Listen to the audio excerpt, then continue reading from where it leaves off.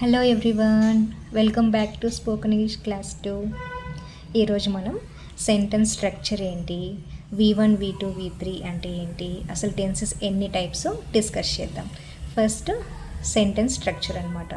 మనం ఏదైనా సరే ఒక సెంటెన్స్ని ఫామ్ చేయాలంటే మనకు కావాల్సింది సబ్జెక్ట్, వర్బ్, ఆబ్జెక్ట్ అనమాట.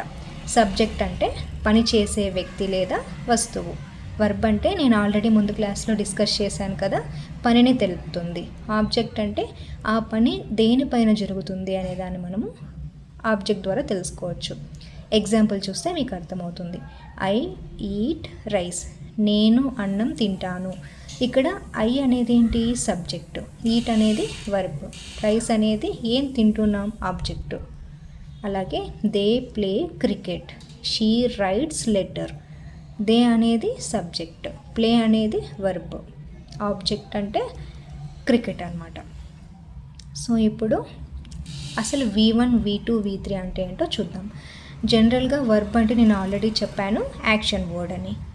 Examples eat, go, play, Singh. మామూలుగా మనకి ఇంగ్లీష్లో ప్రతి వర్బ్కి 3 ఫామ్స్ ఉంటాయి అన్నమాట. అవే V1 V2 V3.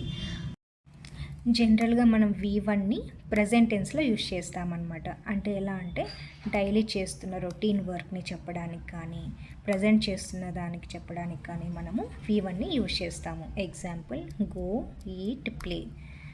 I go to school everyday, ప్రతిరోజు నేను స్కూల్కి వెళ్తాను అని చెప్పడానికైనా, నేను స్కూల్కి వెళ్తాను అని చెప్పడానికైనా మనము V1ని యూజ్ చేస్తాము. అది ప్రజెంట్ టెన్స్ అనమాట.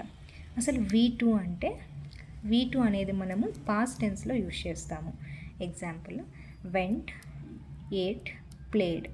I went to school yesterday, నేను నిన్న స్కూల్కి వెళ్ళాను. ఆల్రెడీ ముందు జరిగిపోయిన దాన్ని చెప్పాలనుకుంటే మనము V2ని యూజ్ చేస్తాము.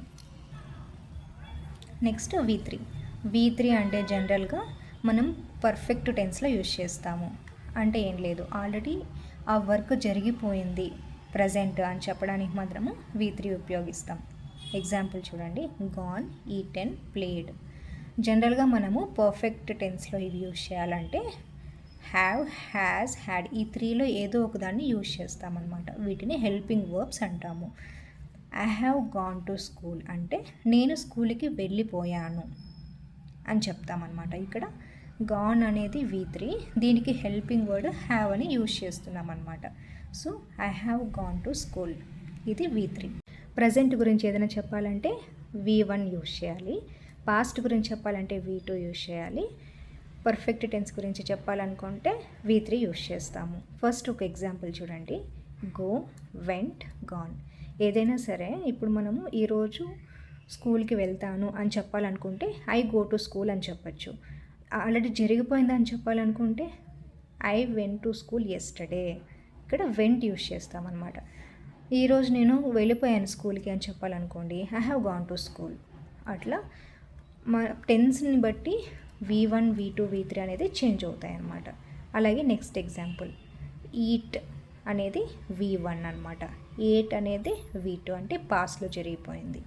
ఈటెన్ అంటే పర్ఫెక్ట్ టెన్స్, అంటే ఆ పని పూర్తయిపోయింది, తినేసాను అలా అనమాట. అలాగే సింగ్, శాంగ్, సంగ్. జనరల్గా వీటిని ఎలా ప్రొనౌన్స్ చేయాలో కూడా నేర్చుకోండి. Write, wrote, written. See, saw, seen. Become, became, become. Break, broke, broken. Bring, brought, brought. Choose, chose, chosen. Come, came, come. Do, did, done. Drink, drank, drunk. Give, gave, given. Meet, met, met. Pay, paid, paid. ఇది కొంచెం different అనమాట. Read అనేది spelling ఏమీ మారదు, కాకపోతే present టెన్స్లో చెప్పేటప్పుడు read అని చెప్తాము. పాస్ట్ అండ్ పర్ఫెక్ట్ టెన్స్లో చెప్పాలి అంటే మనము రెడ్ అని ప్రొనౌన్స్ చేయాలి. తర్వాత సీ, సా, సీన్. సిట్, సాట్, సాట్. ఇదనమాట కొన్ని ఎగ్జాంపుల్స్ V1 V2 V3కి. ఇప్పుడు టెన్సెస్ ఎన్నో చూద్దామన్నమాట. అసలు ఫస్ట్ టెన్స్ అంటే ఏంటంటే, టెన్స్ అంటే టైం అనమాట. ఇంగ్లీష్లో మనకి మెయిన్గా 3 టెన్సెస్ ఉన్నాయి. ఒకటి present tense, past tense, future tense అనమాట. ఇవి మళ్ళీ 4గా డివైడ్ అవుతాయి. అవి నేను నెక్స్ట్ క్లాస్లో ఎక్స్ప్లెయిన్ చేస్తాను. నా వీడియో నచ్చినట్లయితే ప్లీజ్ లైక్ అండ్ సబ్స్క్రైబ్.